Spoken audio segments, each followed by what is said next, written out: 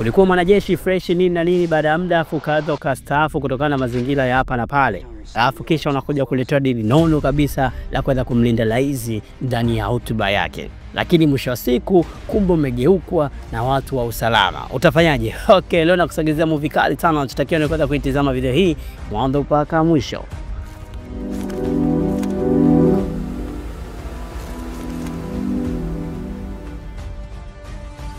Kifo cha rafiki yake kilichotokea mbele ya macho yake kwenye moja ya mission ya kijeshi walioagizwa ilipelekea kuamua kuondoka kwenda kuishi mbali kabisa nje ya mji, akotaka tena kujihusisha na masuala ya kijeshi.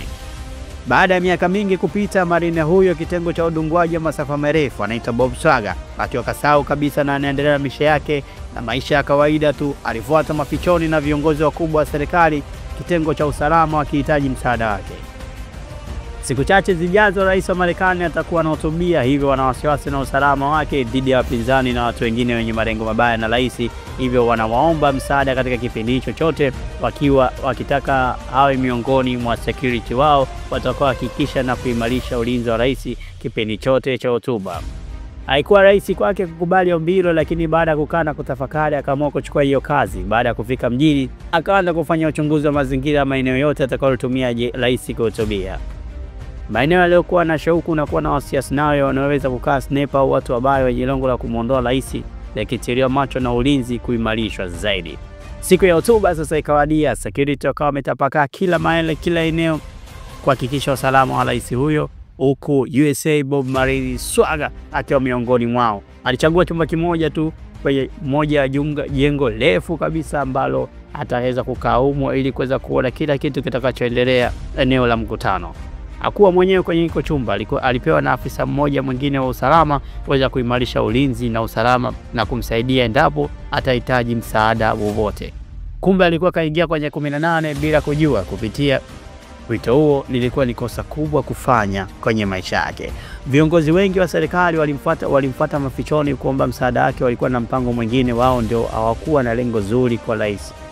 Walimwandaa mdunguaji mwingine ambaye alitekeleza shambulio la kumuua rais akiwa anahutubia live kabisa mbele ya wananchi. Hivyo mzigo wa kumuua rais walipanga wamtwike Bob Swagger, mtaalamu kabisa wa USA Marine. Pia lengo la kuacha yeye na security mwingine kwenye chumba kimoja cha ulinzi lilikuwa ni Bob Swagger wawe na afisa huyo baada ya rais kuuawa, kisha wadai kwamba wamemuua tayari muuaji wa rais. Baada ya rais kuuawa, haikuwa kazi rahisi kwa Bob Swagger kuuawa na polisi huyo, kwani alikuwa na mafunzo makali zaidi yake. Alifanikiwa kuchomoka eneo la tukio akiwa na majeraha kadhaa ya risasi katika harakati za kumkwepa mtu mbaya aliyeacha naye. Habari zilianza kutapakaa mji mzima kwamba Bob Swagger ndiye muuaji wa rais. Picha zake zikaweka katika kurasa mbalimbali kwenye vyombo vya habari pamoja na mitandao ya kijamii kuhakikisha kwamba mtu huyo anatafutwa na kukamatwa. Haelewi atajificha wapi, ataishi vipi na kujisafisha vipi, maana kauziwa msara mzito ambao hajui hata anachomoka vipi. Two birds. Bunduki yake ya masafa marefu ikiwa na fingerprint zake, wacheza michezo wakaiweka eneo la tukio kama ushahidi wa kuzidi kumkandamiza. Oresek for the justice. Sasa itakuwaje? Vitengo vyote vya usalama, SWAT, FBI vinamtafuta yeye usiku kucha wakimpeleka ili wampeleke mikononi mwa sheria, lakini humo kwenye vitengo vya usalama wengine wanamtafuta kwa lengo la kumuua ili kutaweza kutunza siri. Kila anapopita Bob Swagger, taarifa kuu anazosikia kwenye vyombo vya habari ni yeye. Utamu wa movie hii ni namna anavyotafuta namna ya kujisafisha mbele ya umati kwamba kumuua rais wala usiki na chochote.